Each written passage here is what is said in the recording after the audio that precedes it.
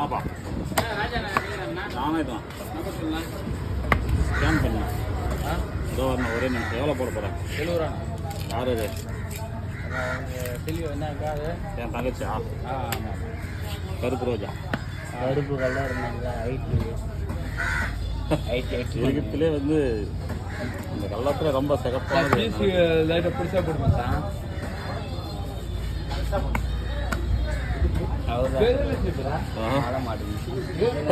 நான் தான் வச்சிருக்காரு அது. அவன் பிடிச்சா போடுமா போடுற ஏரியா எனக்கு தெரியாது.